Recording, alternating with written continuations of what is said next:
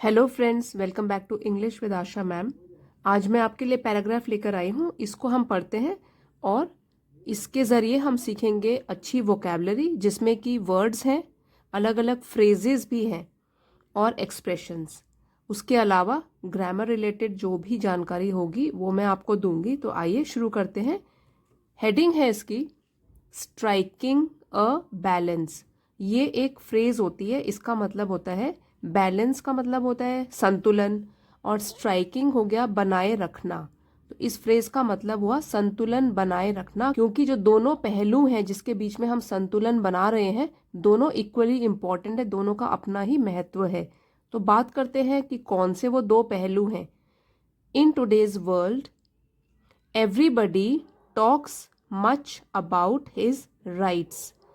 Today's world, आजकल की दुनिया में, एवरीबडी हर कोई, टॉक्स बात करता है, मच काफ़ी, अबाउट बारे में, हिज अपने, राइट्स अधिकार। तो लाइन का मतलब ये हुआ कि आज की दुनिया में हर कोई अपने अधिकारों के बारे में बहुत बात करता है।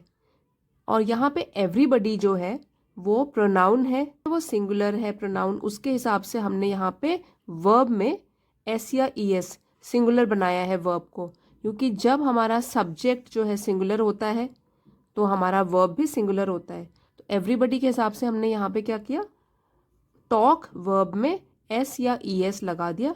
तो एवरीबडी हर कोई बात करता है काफ़ी अपने अधिकारों के बारे में।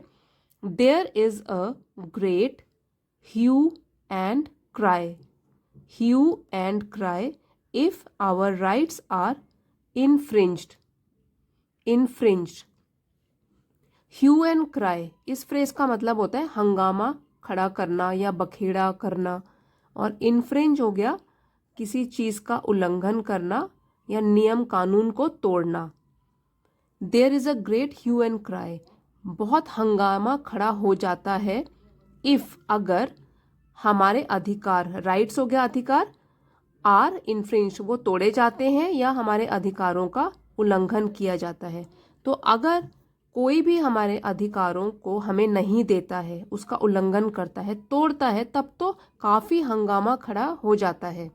But nobody seems to bother much about his duties, but लेकिन नोबडी कोई भी नहीं, सीम्स दिखाता है, टू बॉदर परवाह करना, much about his duties, duties means कर्तव्य अपनी।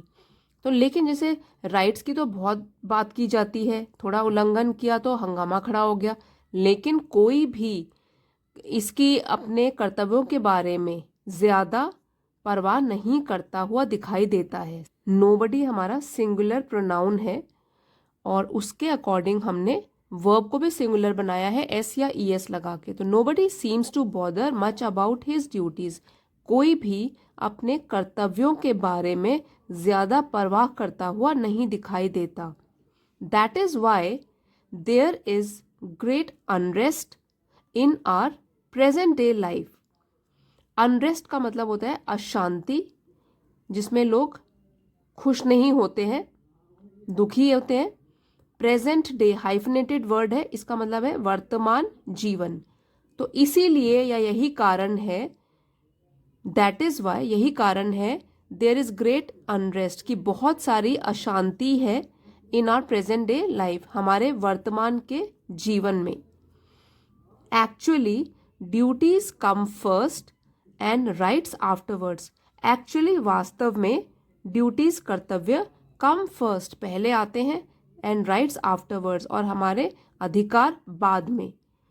तो यहाँ कहने का मतलब है कि पहले हमको अपने कर्तव्यों की बात करनी चाहिए और बाद में हमको क्या अधिकार मिलते हैं उसकी बात करनी चाहिए, क्योंकि वास्तव में क्या होता है, कर्तव्य पहले आते हैं हमारे जीवन में और तब हमको अधिकार मिलता है। अगर हम अपना कर्तव्य ढंग से निभा रहे हैं तब हम डिजर्व भी करते हैं कि हमको सही अधिकार भी मिले। Many a time one man's right is another man's duty and vice versa. Many a time इस फ्रेज का मतलब हुआ कई बार, और वाइस वर्सा का मतलब होता है कि इसके ऑपोजिट, जो अभी तक हमने बात करी है उसके ऑपोजिट या उसके विपरीत। तो यहाँ बोला गया है कई बार एक आदमी का जो अधिकार होता है वही दूसरे आदमी की ड्यूटी बन जाता है। और इसके विपरीत भी कि अगर दूसरे आदमी की अगर कोई कर्तव्य होता है, ड्यूटी होती है, तो हो सकता है वो किसी और आदमी का वो अधिकार हो। अब ये एग्जाम्पल देखकर समझते हैं। For example, every man has the right to have an undisturbed sleep. तो अगर उदाहरण के तौर पर बोला जाए, एवरी मैन, हर कोई आदमी को, हैज़ द राइट, उसको अधिकार है, to have an undisturbed sleep. Undisturb means बिना बाधा के, बिना रुकावट के, और स्लीप नींद, कि उसको बिना रुकावट के मतलब आराम से नींद का तो उसको अधिकार है ही, हर किसी इंसान को। So it becomes the duty of his neighbour not to tune in his radio at too high a pitch. तो देखिए, ये तो उसका अधिकार है नींद का, तो इसलिए ये उसके नेबर मीन्स पड़ोसी की ड्यूटी या कर्तव्य बन जाता है not to tune in his radio, कि वो अपना रेडियो ना बजाए at too high a pitch. Too high मतलब बहुत ही ऊंची आवाज में अपने रेडियो को न बजाए। तो जैसे अधिकार एक आदमी का हो गया सोने का, तो दूसरे आदमी का भी अधिकार हो गया कि उस टाइम पे वो अपने कर्तव्य का पालन करे। If we want to enjoy our rights we should act in such a way that the rights of others do not trespass. If we want to enjoy मतलब अगर हम वॉन्ट चाहते हैं एंजॉय करना अपने राइट्स अधिकारों को, तो we should act, act means काम करना, सच अ वे ऐसे तरीके से, दैट राइट्स ऑफ अदर्स दूसरों के जो अधिकार हैं, डू नॉट ट्रेसपास। ये वर्ब है ट्रेसपास, इसका मतलब है बिना अधिकार के प्रवेश कर लेना या किसी के अधिकारों का हनन कर लेना। जैसे कई बार आपने घरों के आगे ये लिखा हुआ पढ़ा होगा, ट्रेसपासर्स विल बी प्रोसिक्यूटेड। तो ट्रेसपासर मतलब बिना अधिकार के अगर प्रवेश करोगे तो हो सकता है आपको सजा मिले। हमको इस तरीके से बिहेव करना चाहिए, काम करना चाहिए कि हम दूसरे के अधिकारों का हनन न करें। अगर हम अपने राइट्स एंजॉय कर रहे हैं तो दूसरों के राइट्स का हम उसका हनन न करें। It can happen only if we take due account of our duties also. It जो अभी तक बात करी गई है, किसी का अधिकार तो किसी का कर्तव्य, इट कैन हैपन, तो ये सब तभी पॉसिबल है, तभी हो सकता है, ओनली इफ, अगर वी टेक ड्यू अकाउंट। ये फ्रेज का मतलब होता है ध्यान देना किसी चीज पर, केयरफुली उसको देखना। Take due account of something मतलब किसी भी चीज को ध्यानपूर्वक देखना। यहाँ पे कहा गया है कि ये तभी पॉसिबल है अगर हम अपने कर्तव्यों का भी ध्यानपूर्वक पालन करते हैं। It can happen only if we take due account of our duties also. तो ये तभी पॉसिबल है अगर हम ये भी मानते हैं कि अगर हमको अधिकार दिए गए हैं तो हमको भी दिल से अपनी ड्यूटीज का पालन करना है। In short, rights and duties are complementary things and not contradictory. Contradictory संक्षेप में कहा जाए, राइट्स अधिकार, ड्यूटीज कर्तव्य, ये दोनों आर कॉम्प्लीमेंट्री मीन्स एक दूसरे के पूरक है। ये एडजेक्टिव है मतलब they get along with each other. Rights और ड्यूटीज एक दूसरे के पूरक है। Things and not contradictory. Contradictory भी एडजेक्टिव है जिसका मतलब होता है ऑपोजिट, एक दूसरे के ऑपोजिट या विरोधाभासी। तो अगर संक्षेप में कहा जाए तो कर्तव्य और हमारे अधिकार, तो हमारे अधिकार और हमारे कर्तव्य ये एक दूसरे के पूरक हैं, ना कि दूसरे के ऑपोजिट हैं या प्रतिकूल हैं या विरोधाभासी हैं। It is difficult to agree on which rights should be guaranteed to a citizen.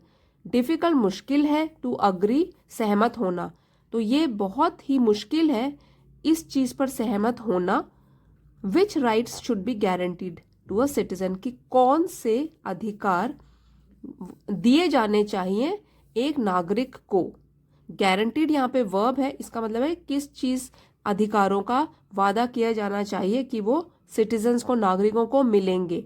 For example, does a child have the right to be educated in his और हर मदर टंग। ये question पूछा गया है, उदाहरण बताते हुए कि does a child, क्या एक बच्चे को, हैव द राइट, यहाँ पे चाइल्ड है इसलिए यहाँ पे हैव लगा है सिंगुलर में, कि क्या एक बच्चे को अधिकार है कि उसे शिक्षित, टू बी एजुकेटेड, क्या उसको शिक्षा पाने का अपनी मातृभाषा में, मदर टंग मीन्स मातृभाषा में।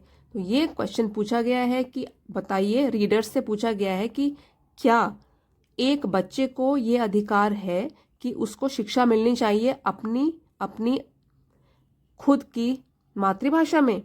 सम एंथुजियास्ट्स में से सर्टेनली, तो कुछ उत्साही व्यक्ति जो होते हैं, कुछ लोग, यहाँ पे ये नाउन है कि कुछ उत्साही व्यक्ति हो सकता है, में से हो सकता है कि वो कहें सर्टेनली, हाँ निश्चित रूप से। बट अदर्स में say that while everyone must have a right to education, the government should not be forced to spend money to employ special teachers for the language of every group and community। यहाँ पे बोला गया कि एक उत्साही व्यक्ति, एक type के लोग तो बोल सकते हैं कि हाँ निश्चित रूप से, क्यों नहीं, लेकिन दूसरे हो सकता है कि ऐसे कहें दैट की while everyone, हालांकि सब लोगों को राइट टू एजुकेशन का अधिकार तो होना चाहिए, ये तो होना चाहिए राइट कि मतलब एजुकेशन, जैसे सरकार ने बनाया भी हुआ है पॉलिसी 0 to 14 ईयर्स में फ्री एंड कंपल्सरी एजुकेशन, तो राइट टू एजुकेशन का तो जैसे अधिकार है ही। द गवर्नमेंट शुड, तो सरकार को मजबूर नहीं किया जाना चाहिए, शुड नॉट बी फोर्स, ये पैसिव में बोला गया है कि सरकार को मजबूर नहीं करा जाना चाहिए टू स्पेंड मनी, मनी मतलब पैसे स्पेंड करने के लिए, खर्च करने के लिए, टू एम्प्लॉय नियुक्त करने के लिए, स्पेशल टीचर खास teachers for the language of every group and community, भाषा के लिए हर एक ग्रुप के और समुदाय के लिए। तो अगर मातृभाषा में पढ़ाई होगी तो सबकी मातृभाषा, इंडिया में तो कितनी डाइवर्सिटी है, विविधता है, तो कितने सारे स्पेशल टीचर्स उनको नियुक्त करने पड़ेंगे, तो सरकार को इस चीज़ के लिए मजबूर नहीं करना चाहिए। ये दूसरे लोगों का थॉट प्रोसेस है।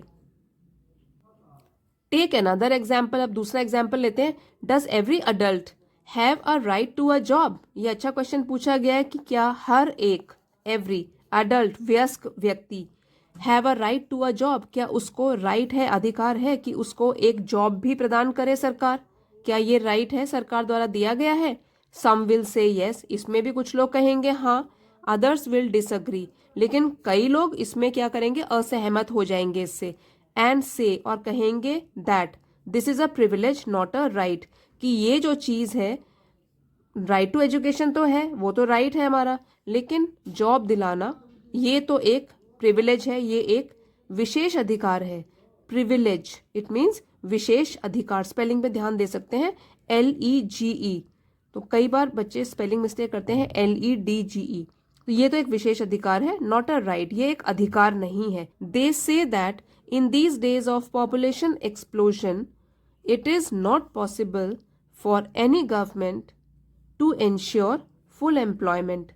अब उनका कहना है, जो दूसरा विचार ये रखते हैं कि इन दीज डेज, आजकल के दिनों में, ऑफ पॉपुलेशन एक्सप्लोजन, पॉपुलेशन जनसंख्या, एक्सप्लोजन विस्फोट, तो जनसंख्या विस्फोट के आजकल के दिनों में इट इज़ नॉट पॉसिबल, ये संभव नहीं है, फॉर एनी गवर्नमेंट, किसी भी सरकार के लिए, टू एंश्योर, सुनिश्चित करना, फुल एम्प्लॉयमेंट, कि पूरा का पूरा रोजगार वो दिलाए अपने सभी नागरिकों को। There can be disagreement on such controversial issues, there can be, हो सकता है, डिसअग्रीमेंट, असहमति, on such controversial issues, issues means मुद्दे, और कॉन्ट्रोवर्शियल ये एडजेक्टिव है जो इसको डिस्क्राइब कर रहा है, ये मुद्दे जो कि विवाद से भरे हैं, विवाद से भरे वाले मुद्दे, ये एडजेक्टिव है जो कि इश्यूज नाउन को डिस्क्राइब कर रहा है। हो सकता है असहमति हो जाए इस विवाद से भरे मुद्दे पर, but there can be no disagreement on such things as the freedom of speech, लेकिन कोई भी असहमति, नो डिसअग्रीमेंट, कोई भी असहमति ऑन सच थिंग, ऐसी चीज़ों पर नहीं हो सकती, जैसे कि freedom of speech, freedom of religion, freedom from want and freedom from fear. यहाँ पे देख लीजिए ऑफ भी यूज है, फ्रॉम भी यूज है। अब क्या मतलब बनता है इसका कि इन चीज़ों पर तो असहमति नहीं हो सकती, कुछ चीज़ें जो ज़रूरी हैं जैसे फ्रीडम ऑफ स्पीच। स्पीच यहाँ पे अभिव्यक्ति, उसकी स्वतंत्रता, मतलब ये हमको सरकार के द्वारा दिया गया है फ्रीडम ऑफ स्पीच, अभिव्यक्ति की स्वतंत्रता है हर एक नागरिक के पास। फ्रीडम ऑफ रिलीजन, अपने अपने धर्म को फॉलो करने की भी स्वतंत्रता है सभी के पास। फ्रीडम फ्रॉम वांट, यहाँ पे वांट का मतलब है अभाव। फ्रीडम फ्रॉम वांट, अभाव से मुक्ति। And freedom from fear, fear भय, भय से मुक्ति।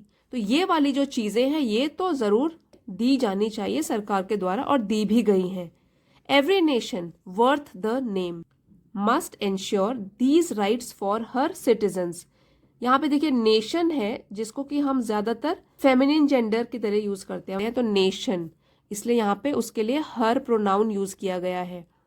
नेशन हर एक देश, वर्थ द नेम मतलब बोला गया है कि जो वर्दी है, कहलाने लायक, अगर कोई देश सम्मानित देश है और कहलाने लायक भी है एक देश, तो उस देश को मस्ट एंश्योर सुनिश्चित करना चाहिए दीज राइट्स, कि वो ये वाले जो अधिकार हैं वो प्रोवाइड करे फॉर हर सिटीजन। सिटीजन्स मतलब अपने नागरिकों के लिए जो बेसिक अधिकार हैं वो तो प्रोवाइड करे, और इस तरीके से राइट्स और ड्यूटीज के बीच में संतुलन बना रहेगा। फ्रेंड्स, आई होप आज का वीडियो आपको पसंद आया होगा, आपके लिए हेल्पफुल रहा होगा। अगर पसंद आया है तो लाइक शेयर जरूर कीजिएगा। चैनल पे नए हैं तो इसे सब्सक्राइब भी कर लीजिए, बेल आइकन जरूर प्रेस कर लीजिए ताकि आने वाले वीडियोस की नोटिफिकेशन आपको सबसे पहले मिले। Thank you friends for watching. अगले वीडियो में मिलते हैं।